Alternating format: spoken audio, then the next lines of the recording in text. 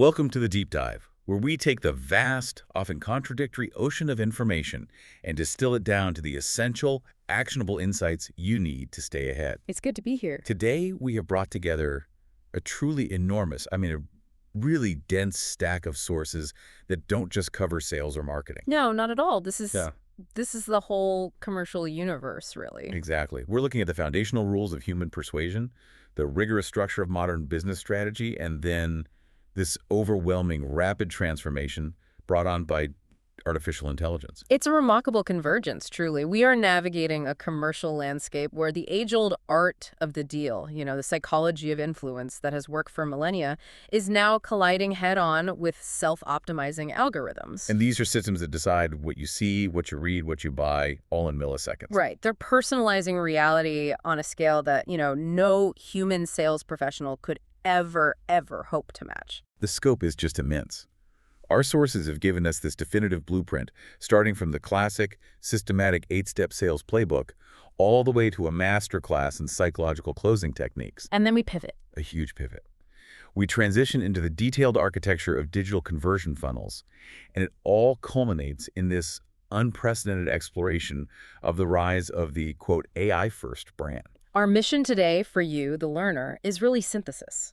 We want you to walk away not just with a collection of facts, but with a unified understanding of how all these pieces fit together. You need to see the whole board. Exactly. You need to grasp the full spectrum, from the low-tech brilliance of a simple, let's say, puppy dog close, all the way to the high-stakes, ethically complex concept of a fully autonomous, self-governing marketing system. We have to spend time synthesizing this material to reveal how AI is accelerating efficiency so rapidly that it is forcing us to confront these massive existential and ethical challenges. Challenges around what? Around trust, authenticity, and at the end of the day, the very nature of human decision-making. It requires us to be historians of psychology and futurists of technology kind of at the same time. That's a great way to put it. The sources demand a really detailed investigation.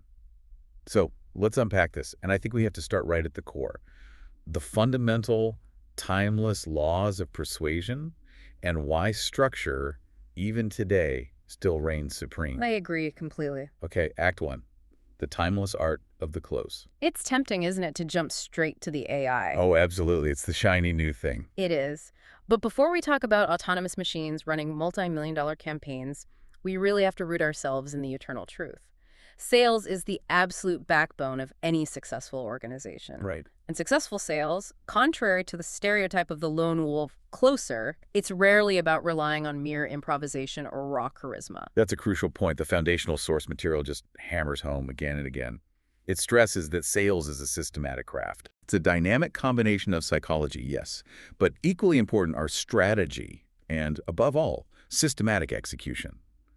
If you don't have a system, you are just gambling. You're gambling, and you're leaving money on the table. The key shift modern foundational playbooks emphasize is moving away from seeing sales as this art form reserved for a few gifted extroverts, and recognizing it as a repeatable, measurable process. Our sources provide a comprehensive 8-step playbook designed to be that roadmap. And the goal of that roadmap. To ensure that no potential sale is left to chance, it transforms guesswork into a clear methodology. Okay, let's walk through the skeleton of this system, because I think understanding these steps provides the context for every psychological technique and every digital optimization we're going to discuss later. Where does this whole journey begin? It begins where it has to begin. Filling the top of the funnel. Step 1 is prospecting. Right. This involves identifying and engaging potential customers, whether that's through cold outreach, referrals, or inbound interest. It's the constant discipline of pipeline management. But it's not just about volume anymore, is it? Modern prospecting is highly targeted. Oh, completely. It's not just calling everyone in the phone book. It's about identifying who truly fits your ideal customer profile. Who are the people you can genuinely help? Which naturally leads right into step 2, research and preparation. Yeah. This feels non-negotiable in today's environment. You can't just wing it. You can't. Not if you want to be taken seriously. You have to know your prospect's industry, their current challenges, their competition. Even their specific organizational goals, ideally. Ideally, yes, before you ever make contact. The sources highlighted examples like IBM, which equips its sales teams with these incredibly meticulous, data-driven reports. So they can personalize pitches down to what, the prospect's last quarter earnings report? Exactly that level of detail. And that level of preparation, it immediately builds credibility and trust. It moves the conversation from, so what do you sell, to how can we solve this specific problem you are clearly facing? That initial trust is then tested, I assume, in step 3, qualification. It is. This is where you avoid wasting precious resources, your own and theirs, chasing bad fit opportunities. It's like the triage unit of sales. That's the perfect analogy. This is where structured frameworks like BANT, that's budget, authority, need, and timing, are absolutely vital. Break that down. BANT. BANT provides a filter. It ensures sales teams focus their energy only on prospects with the highest likelihood of conversion now. So, does the prospect have the budget? Check. Do they have the authority to approve the purchase? The decision maker. The decision maker. Do they have a recognized need for the solution? And is the timing right for them to buy? If you don't have all 4, the focus shifts to nurturing, not closing. Okay, so once they're qualified, we move to the first actual direct interaction, which is the approach. The approach needs to be surgical. It's that first impression, whether it's a cold call, a warm email, or, a social media engagement. And the key rule here. The key rule, which really underpins the entire modern philosophy of sales, is that this contact needs to be value-driven, not product-focused. You are not selling your features. You are selling their future state. I like that, selling the future state. Then comes the core of the interaction, presentation and demonstration. This is where the solution is finally unveiled. And this has to be tailored to the qualification data you just gathered. You don't just show off all the bells and whistles. Right. You connect your solution directly to their specific, qualified pain points.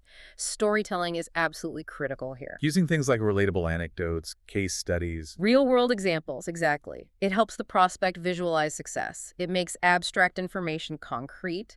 A good presentation isn't a monologue. It's a shared experience, and it's centered on the prospect's eventual victory. Now, for the moment, many sellers dread handling the inevitable resistance, handling objections. This is where mastery is separated from mediocrity. The key is objections should never be viewed as rejection. What are they then? They're requests for more information or clarification. A highly skilled salesperson anticipates the top 3 objections for any deal and addresses them preemptively. So you get out ahead of it. You get out ahead of it. And when new ones do arise, it's an opportunity to build trust. Every objection, if you handle it correctly, should move the conversation closer to a commitment. And then finally, the payoff, the closing phase. The moment of commitment. It's the culmination of all the previous steps. It requires confidence, it requires clarity, but, and this is crucial, it cannot be treated as an isolated event. It's not a magic trick you pull out at the end. Not at all. If the first 6 steps were done correctly, the close should feel like the natural, inevitable next step in the relationship. And the final step, the one most amateur sellers ignore, but probably the most important for lifetime value, follow-up and nurturing. Yes. This ensures satisfaction, repeat business, and most importantly, referrals. Follow-up solidifies the relationship after the sale, ensuring the customer achieves the value you promised them. It's often said that sales isn't about winning a customer once. It's about ensuring they become a customer forever. Exactly. So the overwhelming foundational takeaway here is clear. Sales is fundamentally about solving specific, qualified problems and creating measurable value. If you haven't established those first 7 steps meticulously, no closing technique in the world, no matter how psychologically brilliant, is going to save the deal. It just won't work. You have to earn the right to close. Which brings us perfectly to the psychological levers. Assuming that value has been established, how do you gently, ethically, and effectively guide the prospect to that final yes? Now we get into the fun stuff. Our sources detail several classic techniques that are built on these inherent human psychological principles. I want to start with the most disarming one, the puppy dog close. Ah, the puppy dog close. It's built entirely on the powerful psychological principle of loss aversion. The name, of course, comes from the idea of taking a puppy home for the weekend. Right. Once you use it, you name it, you cuddle it. You can't possibly give it back. The pain of the loss is too great. So what does that look like in say, a high-ticket B2B context? It's not like you're sending them a puppy. No, but you are giving them the equivalent. It's pure risk reduction. The mechanism is simple. Offer a risk-free trial or a test drive. Like the 100-night mattress trial. That's a perfect consumer example. Or, in the business world, a free initial ad campaign or a free 30-day subscription to an enterprise software suite. The key is that the prospect must use the product. They have to incorporate it into their routine and their workflow. So the psychology isn't just about trying it out, it's about establishing a sense of mental ownership. Exactly. Once they use it, they get attached. They integrate it. They realize, I can't give this up. They transition from a state of potential gain, the possibility of having the product, to the immediate, far more motivating feeling of imminent loss if they have to return it. And the psychology says that loss aversion is about twice as powerful as the motivation for an equivalent gain. It is. That's why this works so well.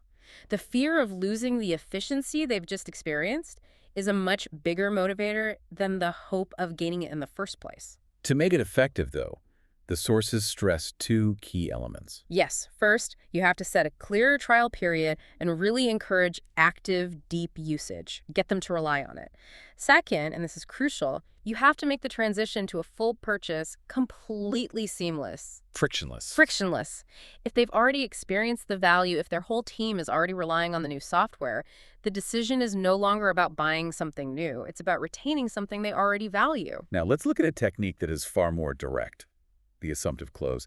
This is about eliminating hesitation by moving past the purchase decision altogether. This technique leverages the power of social inertia. It involves behaving confidently, as if the purchase decision has already been made, and then shifting the dialogue immediately to logistical details. So you don't ask a binary, do you want to buy it? Never. That just invites a no. Instead, you frame the next steps around practical matters. Give me an example. For a used car sale, instead of dwelling on the price, you might say, ready to take it home, we just need to handle the insurance transfer paperwork. Okay, and for, say, a SaaS sale. The phrasing is critical. You're getting full access to our CRM and unlimited support, so which team members should we get set up first? It works because it subtly guides the customer without explicit pressure. It capitalizes on the momentum you've built during the presentation. It does. It treats the buyer as someone who has logically processed the information and is simply ready for the next logical step. I can see how that could be misused, though. Doesn't that risk sounding manipulative if the underlying value hasn't been properly established? That's the fundamental distinction, isn't it? These techniques are tools, and like any tool, they are ethical only when they're applied after the value has been definitively established and the prospect is qualified. If you haven't done the first 7 steps of the playbook, the assumptive close will sound premature and aggressive, and it will backfire. But if you have established the value, it acts as a helpful prompt, overcoming that natural human decision paralysis. Okay, that makes sense. Let's move to the objection close, which I find fascinating because it flips the negotiation script entirely. Instead of fearing objections, you use them as the final gateway to commitment. This is a masterclass in trust building. It works by establishing a conditional commitment. Instead of letting an objection derail the conversation, You use it. you use the objection to set a clear parameter for moving forward. The classic phrasing is, if we can solve that specific issue, Mr. Prospect, would you be ready to move forward today? So you turn the negative into a positive condition for the sale. Exactly. By acknowledging and committing to solve their worry, by showing you genuinely care about their specific problem rather than just your quota, you build immense, immediate trust. It stops the customer from stalling. It does. Yeah. And it forces the real, underlying, often unstated issue to the surface. Our sources note that this shifts the interaction from a simple pitch to a genuine, collaborative conversation about finding a real solution. And for those prospects who need external validation, who need to know others have walked this path, we use the testimonial close. This leverages that deeply ingrained psychological need for social proof. Social proof is such a powerful force in commerce. Right. When we're uncertain, we look to others for validation. We look to see what they're doing. Right. Is anyone else buying this? Exactly.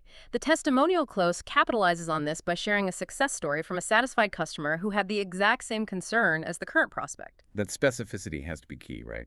You can't just be a generic happy customer. Oh, it's everything. It needs to mirror the prospect's industry, their company size, or their core pain point. For a company selling advanced SEO services, the example cited in the sources is powerful. Walk me through it. You'd say something like, we worked with a client in your specific niche let's call them Acme widgets, who was struggling with stagnating website traffic just like you. After 3 months of implementing our strategy, their organic traffic doubled, and they added 3 new sales reps just to handle the volume. So you've painted a very vivid picture of success. A very specific one. And then you pivot. Would you like us to dedicate those same resources to achieve those same results for your business? It positions the prospect not to question the product, but to ask themselves, why shouldn't this success apply to me? The psychological arsenal goes even deeper when we introduce elements of immediate incentives in negotiation, which is where the "if I can close" comes into play. It's a masterclass in triggering reciprocity and loss aversion at the same time. That's a perfect description. The mechanism here is rooted in what you might call ethical leverage. You offer an immediate, valuable incentive. It might be a free one-on-one onboarding session, a discount that's only available today, or matching a competitor's offer, but, and this is the key, only in exchange for an explicit commitment today. So the prospect feels like they've won a concession. They feel like they're getting a deal. Precisely. They feel they are negotiating and benefiting from the reciprocity effect because you've given something valuable first. You've invested in them. But at the same time, this immediate offer creates a natural, necessary deadline. Exactly. It capitalizes on loss aversion. If they don't act now, they lose the bonus, they lose the special pricing or the added value. This is incredibly effective at pushing hesitant buyers over the finish line. But what about the one barrier that so often trips up deals? The sheer cost. That requires reframing the numbers, which brings us to the price contrast close and the payment plan close. These techniques fundamentally deal with perceived value and affordability rather than the actual price. If you're selling a high-cost product, say an advanced CRM suite costing, let's say, $1,200 a year, that number can feel intimidating. It's a big chunk of change. It is. So the goal is to shrink the emotional weight of that number. How do you do that effectively? You reframe the cost by breaking it down. You don't say $1,200 a year. You say, it's just $99 a month. Or, even more effectively, for less than $3 a day. So you compare that high cost to smaller, familiar, almost trivial daily expenses. Like a premium cup of coffee or a basic streaming service subscription. The goal is to remove the price as a mental barrier and highlight how minimal the investment is on a daily basis compared to the immense value and efficiency they're going to derive. It makes the purchase feel less like a large outlay and more like a manageable daily investment. That's the whole game. You're changing their frame of reference. This moves us fully into the territory where logic takes a backseat, which is the emotional reality of selling. The sources are clear that people make emotional decisions first. And only justify them later with hard data and logic. Exactly. And this is where the deeper visualization techniques shine. The emotional close taps directly into the prospect's dreams and desires: security, confidence, professional excitement, or just the relief of eliminating a major pain point. Yes. By making the prospect emotionally attached to the outcome, the success, the promotion, the ease, the product starts to feel like the only viable solution. Give us an example that really sells the emotion, not the product. Okay, let's go back to selling that expensive paid advertising campaign. Instead of talking about CPCs and click-through rates, you say this. Imagine the excitement of waking up every morning to dozens of new qualified leads flooding your inbox, sales notifications piling up, and the relief of knowing your business will finally be growing predictably and effortlessly without you having to constantly chase every single connection. You're selling the feeling, the peace of mind. You're selling the feeling of effortless, guaranteed success. That emotional visualization creates a powerful sense of mental ownership. And the future-pacing close takes that visualization a necessary step further. The future-pacing close leverages a fascinating cognitive trick. The human brain doesn't perfectly distinguish between a real memory and a vividly imagined experience. So you're asking them to create a future memory. You are. You get customers to vividly see themselves already enjoying the benefits, which eliminates doubt and increases excitement. So if I get a customer to picture themselves 1 year from now, running their business efficiently because of my software, they are essentially creating a subconscious memory of that success. Precisely. If they visualize their business thriving a year from now, ranking #1 on Google, or seeing a steady, predictable stream of new customers finding them online in 6 months, they have psychologically committed to that future success. It overcomes the immediate decision paralysis. It does, because the focus shifts from the minor hurdle of the initial purchase cost to the certainty of those future positive emotions. These timeless psychological truths Risk reduction, reciprocity, emotional investment, they're the constants. But now we have to transition to the infrastructure that allows technology to amplify these constant truths to an almost unimaginable degree. That's a perfect pivot. Next. We've established the deep structure of persuasion in a one-on-one context.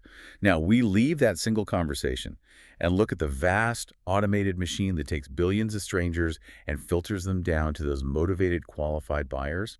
This is the digital sales funnel, the systematic roadmap of modern conversion architecture. The digital sales funnel is today's essential commercial infrastructure. It's a pipeline designed to manage massive volume and ensure relevant communication at every single touch point. So it systematically moves a lead from initial awareness. Right, where they might consume purely educational content like a blog post or a white paper. Through interest and consideration. Where they engage with case studies, competitive comparisons, testimonials to evaluate their options. All the way to the decision stage. Which requires clear calls to action, personalized incentives, and formal proposals. It's a journey. And once a lead is in that funnel, they very rarely buy immediately. We have to nurture them, which is where specialized strategies for lead nurturing and retargeting become absolutely critical. If you aren't nurturing or just throwing away 80% of your marketing spend, it's that simple. We rely heavily on sophisticated marketing automation platforms to personalize email sequences and follow-ups based on predefined triggers. And crucially, this requires content personalization. You can't just send everyone the same generic newsletter anymore. You have to deliver content that is specifically relevant based on a lead's past behavior and their expressed interests. Can you give us a practical example of that kind of behavioral content personalization? Certainly. Let's say a lead downloaded a white paper on supply chain efficiency. Your automation system should prioritize sending them case studies specifically about how your solution optimized supply chains for similar companies. Not sending them general company news or features about your HR software. Exactly. The content has to reflect their demonstrated intent. Otherwise, you're just creating noise. And for those leads who interacted but didn't convert, retargeting is the mechanism that brings them back into the fold, reminding them of the value they almost claimed. Retargeting is crucial for recovery. This re-engages those leads using targeted ads across various platforms. This includes email retargeting, reaching leads who maybe opened an email but didn't register for a follow-up webinar. And of course, social media retargeting. Oh, that's huge. A retailer might show carousel ads featuring the exact items a lead added to their cart but abandoned 3 days prior. It's the digital equivalent of politely reminding someone they left their wallet behind at your store. This sounds like a system designed to maximize efficiency, which means not wasting precious sales team time on bad leads. The qualification process must be incredibly sophisticated now. It is. That's where lead scoring comes in. You're assigning a numerical dynamic value to prospects based on their interactions, their demographics, their behaviors. So did they visit the pricing page? Score +10. Did they stop opening your emails? Score -5. This ensures sales teams focus their finite energy on the highest potential prospects, which maximizes their productivity. And even with sophisticated lead scoring, we still rely on those structured frameworks, right? Like BANT, which we discussed earlier. Absolutely. BANT remains the structural core. Even the most sophisticated AI scoring systems usually use BANT as the underlying criteria for determining lead quality. So a modern SaaS company still uses it to ensure they're talking to a key decision maker, That's the authority. that the prospect has allocated funds, A budget. a timeline for implementation, The timing. and that their problems truly match the solution. The need. CRMs play a vital role here, centralizing and displaying all this qualification data instantly for the sales representative. Let's pull the focus back to the human element for a moment, because even within this highly structured digital funnel, emotion is still the primary engine of decision-making. We talked about the emotional close, tapping into those dreams and desires. And we can see this at scale in the digital funnel. People make emotional decisions first. The logic is just the post-hoc justification. The emotional close works because visualization creates deep mental ownership. Right. Selling the excitement of waking up to dozens of new sales notifications. It makes the purchase feel less like a dry transaction and more like a guaranteed emotional payoff, a step toward a desired identity, a successful business owner. And the future-pacing close leverages that cognitive trick we discussed. The brain not perfectly differentiating between real and vividly imagined experiences. That's incredibly powerful when you're scaling a marketing message. When a customer pictures themselves succeeding a year from now, Their business is thriving because of your platform. They've expanded, they hired more staff. They are psychologically committing to that reality. And this is used in things like long-form sales copy and video demonstrations. All the time. It's used to eliminate decision paralysis by making the purchase feel like an inevitable minor step toward an already owned positive future. None of this scale and rigor is possible without advanced technology, particularly when it comes to the rigor of research and the final efficiency of closing. The initial research done by, say, IBM sales teams that just underscores the need for continuous data-driven preparation. Research and preparation today are constantly fed by the digital nervous system. CRMs like Salesforce and HubSpot, they're no longer just glorified address books. No, they're the foundational command center. They are. They provide a 360-degree view of the lead's journey, automatically capturing email opens, call logs, meeting notes, engagement levels across the website, even social sentiment. This level of detail allows reps to personalize their approach not based on instinct, but on documented, hard behavior. Absolutely. And the automation features within these CRMs are essential for maintaining pace. They handle repetitive tasks like scheduling follow-up emails, assigning leads based on specific criteria, and ensuring no high-potential lead ever falls through the cracks due to simple human administrative error. The automation handles the repetition. Free the human sales representative to handle the resonance, the human connection. And when it comes time for the deal to move into those critical final stages, the sources highlight two specific conversion tools that dramatically accelerate the process and minimize friction. Yes, proposal software and e-signature tools. Let's talk about proposal software first. It's all about eliminating the lag time and the customization fatigue associated with creating bespoke closing documents. So it streamlines the creation of customized, professional, and data-driven proposals. It does, using dynamic templates that pull in lead data directly from the CRM. No more copy-pasting for hours. Can you quantify the efficiency gain we're talking about here? It sounds significant. One case study cited in the sources showed a 50% reduction in proposal creation time for a mid-market consulting firm, 50%. which allowed their sales team to focus on closing instead of documentation. And crucially, they also saw a corresponding 30% increase in close rates within 6 months. And why was that? Because the proposals were delivered faster, they looked more professional, and they were perfectly tailored to the prospect's qualified needs. Speed and professionalism win deals. That efficiency gain just from streamlining paperwork is transformative. And then e-signature tools seal the deal securely and fast. They revolutionize contract finalization. No more printing, scanning, and physical shipping. The application cited in the sources is just staggering. A global consulting firm reported dropping the average time to finalize complex multi-party agreements from 10 days to just 2 days. 10 days down to 2. Just by implementing comprehensive e-signature tools integrated with their CRM. That acceleration of revenue recognition isn't just efficiency, it's a critical competitive advantage. And behind the scenes of all this, the entire funnel is constantly being refined, optimized, and stress-tested through data analysis. This is the critical continuous role of analytics tools and A/B testing. You use analytics to gather baseline performance data. For instance, you might notice a high drop-off rate on a sign-up form midway through the process. Okay, so you've identified a problem. Based on that hard data, you form a logical hypothesis, perhaps that simplifying the form and removing non-essential fields will reduce the drop-off. And A/B testing provides the empirical proof for that hypothesis. It does. You test the original form, version A, against a simplified version with fewer fields, version B. The sources highlight numerous examples of this. An e-commerce retailer, for instance, saw a 20% increase in completed purchases simply by testing and implementing a streamlined checkout process that removed one redundant confirmation step. So this continuous testing isn't just guesswork. It's a scientific validation process applied across every single element of the funnel. Absolutely. It's applied across headlines, calls to action, landing page imagery, email subject lines, even pricing structures. The synergy between comprehensive analytics and rigorous A/B testing creates a powerful, data-driven framework for continuous improvement. And the takeaway is clear. If your strategies are not being validated by A/B tests, they are based on intuition, not proof. And in the modern digital economy, intuition is a very expensive luxury. The final crucial realization in this digital framework is that marketing doesn't stop at the close. In many ways, that's where the most valuable work begins. Retention is not just efficiency, it is the new marketing engine. You're retaining a customer you already spend money to acquire. It's the most profitable thing you can do. Post-sale follow-up drives customer satisfaction, loyalty, and most powerfully, referrals and repeat business. And this strategy is built on a three-pronged post-sale architecture. That's right. Seamless onboarding, proactive customer success, and continuous feedback loops. Let's detail that.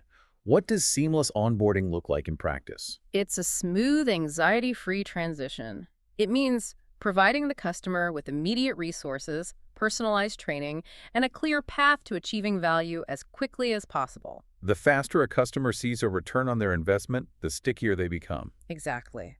For complex software, this might involve personalized setup calls and a sequenced series of tutorials designed to activate core features within the first 72 hours. You have to get them that first win. And customer success goes well beyond reactive technical support. Oh, it's entirely proactive. Customer success involves assigning dedicated customer success managers, or CSMs, to high-value accounts with the sole goal of ensuring the customers achieve their desired long-term outcomes. So what would a CSM do? An analytics platform, for instance, might offer bespoke workshops on advanced features to help customers gain deeper insights they didn't even know were possible, thereby increasing the value they realize and dramatically reducing the likelihood of churn. That seems like a massive investment, but the payoff must be huge. It is. Consistent, proactive engagement keeps the brand top of mind, transforms customers into true brand advocates, and makes repeat business and high-quality referrals inevitable. The Zappos model is often cited here. It is. Prioritizing customer happiness over short-term cost-cutting to build a sustainable, referral-driven engine of growth. It's the long game. Okay. We've established the timeless rules of persuasion and the sophisticated systematic structure of the digital funnel that maximizes human efficiency. Now we introduce the overwhelming force that is currently rewriting every single rule we just discussed: artificial intelligence. And this transition, it's a mandatory consequence of scale.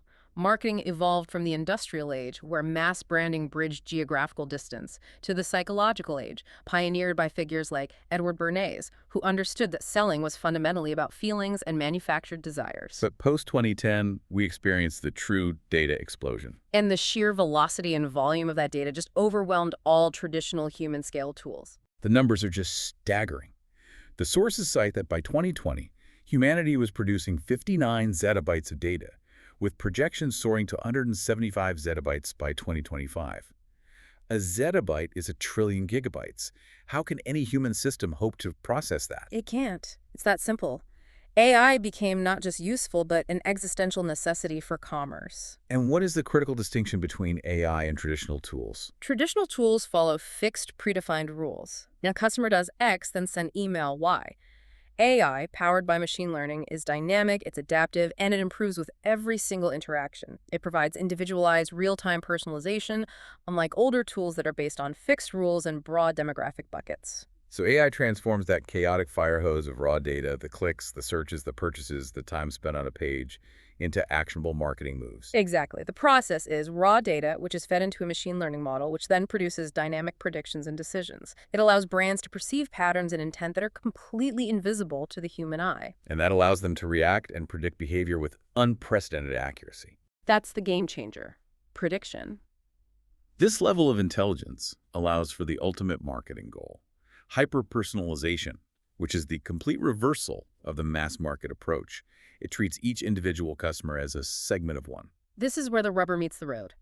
We move past basic personalization like, inserting a first name into an email to delivering content uniquely tailored to that individual's immediate needs, their emotional state, and their anticipated future intent across all platforms. And the business case here isn't theoretical. Not at all. It's proven by the largest digital ecosystems in the world. So let's break down the mechanics of Netflix, because their success is so often defined by their AI. Netflix is the benchmark for demonstrating AI's marketing power. The sources state that over 80% of all views come from AI recommendations. 80%. So if you log in and look at your queue, you are looking at a personalized reality constructed just for you. But the most staggering statistic is the scale of their creative automation. They generate 300 million plus personalized thumbnails daily. 300 billion personalized thumbnails. That detail alone is immense. How does that work in practice for a single movie? Okay, think about it. The exact same movie, say, a historical drama. If the AI knows you are a fan of romantic period pieces, your thumbnail might feature the lead actress in a wistful moment. Okay.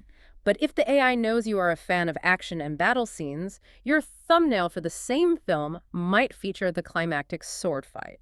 If you watch a lot of comedies, it might feature a funny-looking supporting actor. So Netflix is essentially running 300 million unique A/B tests every single day. Constantly optimizing for your engagement, making the content irresistible to your specific profile.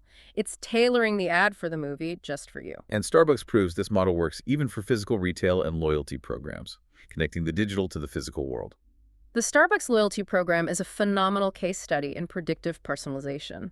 With tens of millions of members, their AI analyzes these massive data sets, not just past purchase history, but current location data, weather patterns, and time of day dynamics. So it knows I bought a latte every Tuesday at 9 a.m., but it also knows that it's suddenly 95 degrees outside today. Exactly.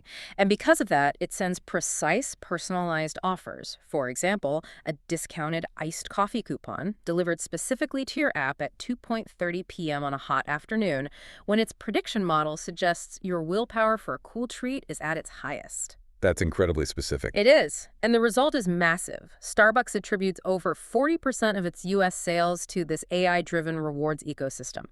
This demonstrates that highly sophisticated prediction and personalization drive massive customer frequency and loyalty far beyond just generic coupons. This sounds like we are moving beyond simply reacting to past behavior and moving into the territory of predictive personalization. Predictive personalization is the key leap. AI systems are not just reacting to past clicks, they are forecasting future actions.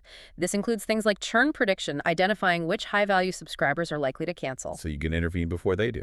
Exactly. Or suggesting dynamic pricing based on real-time demand and individual elasticity.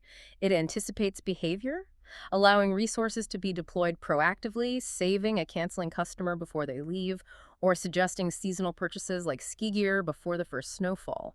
This velocity of prediction also changes the way we create content, moving us toward generative AI and creative automation. Generative AI just shatters the traditional cost and speed barrier of creative production. Historically, content was scarce and expensive to produce. Right.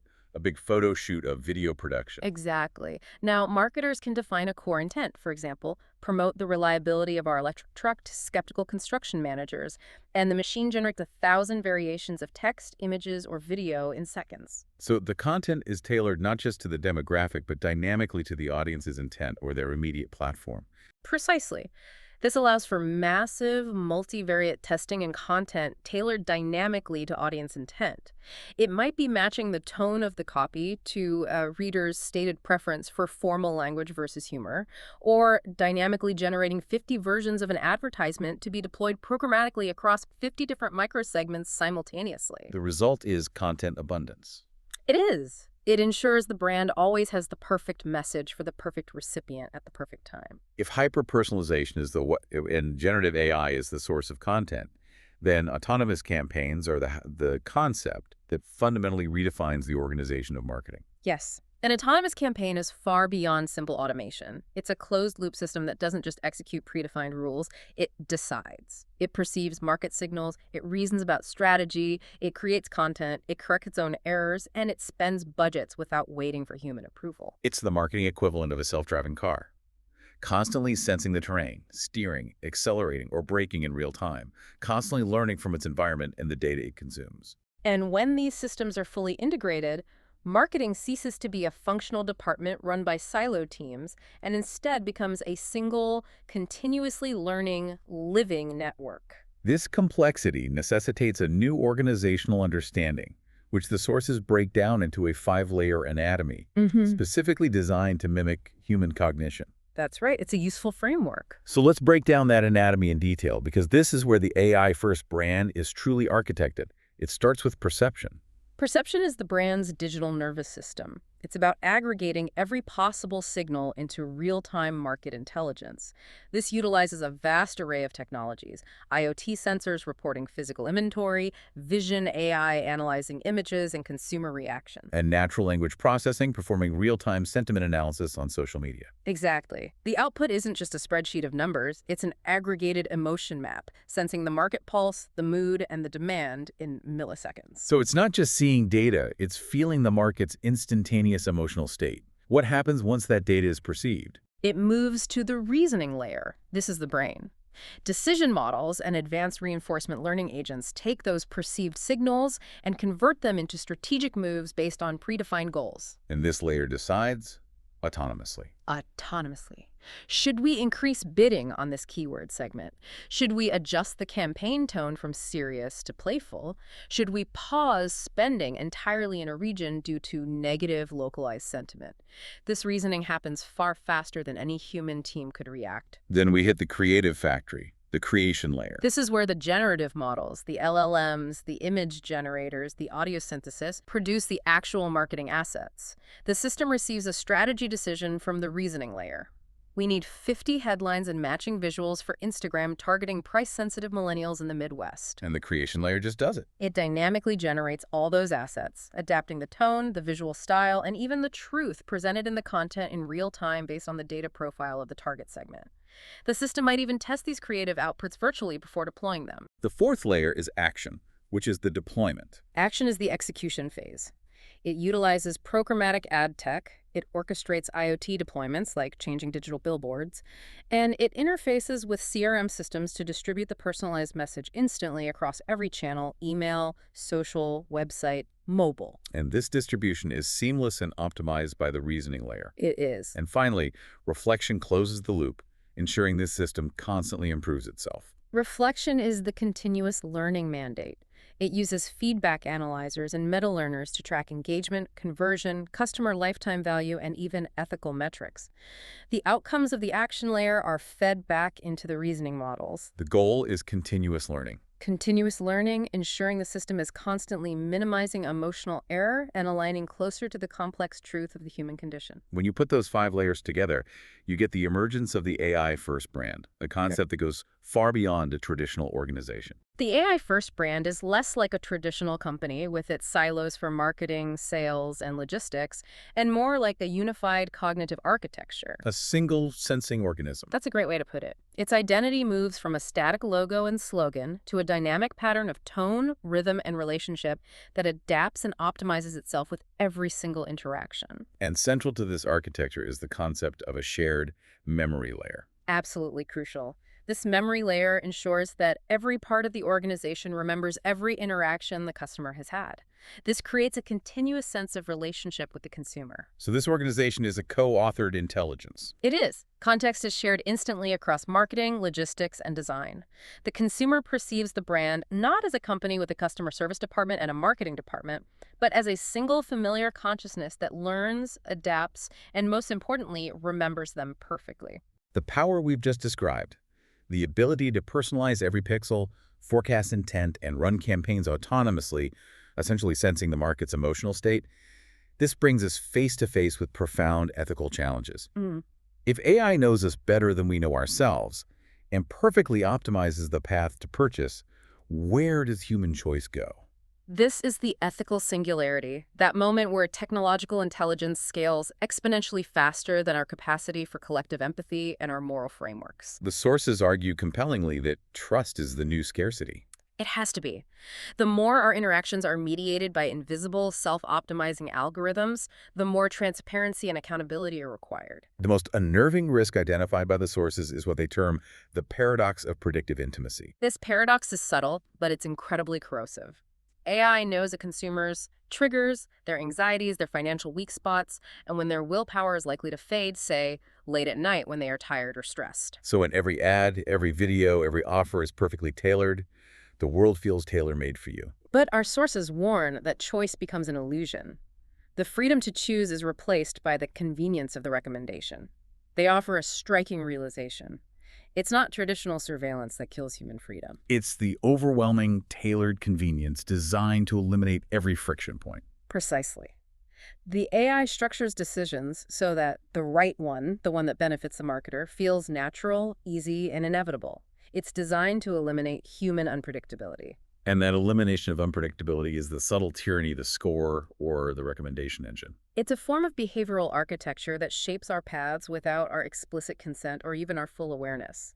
This fundamentally erodes what they call cognitive sovereignty, the ability to choose outside of the optimized pathway. And even if the AI is designed with the best intentions, the data it learns from carries our human baggage, leading to systemic algorithmic bias. This is a massive risk. AI systems are trained on historical data, and historical data reflects human biases and historical inequities. The AI doesn't invent discrimination. It inherits and amplifies it. It inherits and amplifies the human biases present in the training data, scaling them instantly across millions of transactions. Can you give us a concrete example of how this plays out in a commercial setting? Consider lending decisions or insurance pricing. If historical sales data shows that a particular demographic segment has traditionally been less profitable or defaulted more often due to systemic economic disadvantages, the AI model will learn to score prospects from that segment lower. So it automatically and autonomously excludes them from favorable offers or targeted advertising for high-value services. Yes, the system is efficient, but it perpetuates and institutionalizes inequality, leading to serious ethical and legal risks. Marketers have to build ethical infrastructure to continuously audit these models for fairness and equity. We also face systemic risks when optimization becomes the sole ideological driver. The sources warn that optimization without ethics is just entropy. The primary systemic risk is the psychological one, the infinite feedback loop. Human beings evolved to desire and work for scarce resources. AI thrives on providing immediate abundance and instant gratification. And when the gap between desire and fulfillment collapses. Instant gratification leads to what the sources term psychological inflation, a perpetual sense of emptiness. The system feeds on our attention, but the more we consume the optimized content, the less satisfied and fulfilled we feel in the long run. This constant optimized craving erodes the will to participate in reality itself. It does, and the tools themselves carry a genuine ecological cost, the carbon cost of cognition. This is a moral crisis that is only now being fully understood. Every complex AI-generated ad, video, and autonomous campaign consumes real, measurable energy. Training one single massive language model used for creative generation can emit as much carbon as 5 cars over their entire lifetimes. And the sources pose a massive moral challenge to the marketing industry. Are we justifying this enormous expenditure of energy, this burning of carbon to move pixels that move emotions, when that same energy could be used for shelter, medicine, or sustainable infrastructure? And finally, the threat of deepfakes and synthetic content undermining the very concept of authenticity and trust. Deepfake technology, combined with hyperpersonalization, allows for AI-generated personalities and synthetic endorsements that are indistinguishable from real people. This risks spreading misinformation and destroying brand trust overnight. Completely. If a customer is shown a testimonial video of a person who doesn't exist, how can they trust anything the brand says? Ethical marketing demands absolute provenance. Brands are increasingly being pressured to publicly disclose when content, whether it's text, image, or video, is machine-generated. So consumers know what is real, who made it, and why it exists. Exactly. Given this enormous power and these systemic risks, what remains the irreplaceable core function of the human marketer? What can AI simply not automate? The irreplaceable human edge is meaning. AI can describe what is and predict what will be, but only humans can define what should be. Purpose. Purpose and core intention, why a company exists, its ethical stance, its long-term vision, that cannot be automated. So the human marketer's ultimate advantage shifts from being a manipulator of desire to being a moral architect of meaning. Precisely. Automation handles the repetition and the scale. Humans provide the resonance and the why. The human marketer must use moral imagination to envision better futures for customers, not just more profitable ones.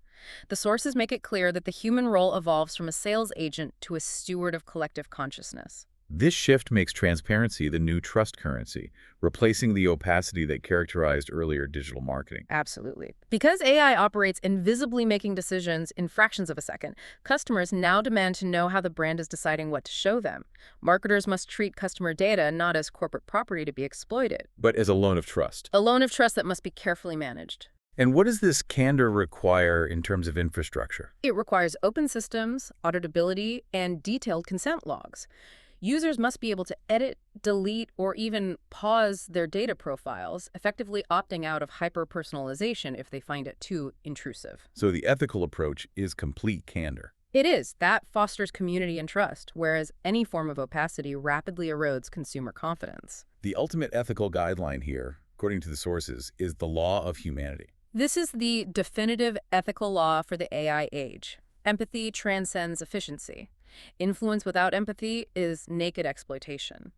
The marketer's role evolves rapidly from a traditional manipulator into a moral engineer. A moral engineer, ensuring that AI systems, in their pursuit of maximum efficiency, remain firmly aligned with core human virtues and respect for individual autonomy. The goal of all communication has to be genuine connection, not merely conversion. This requires a totally new definition of business success, which brings us to the concept of regenerative marketing.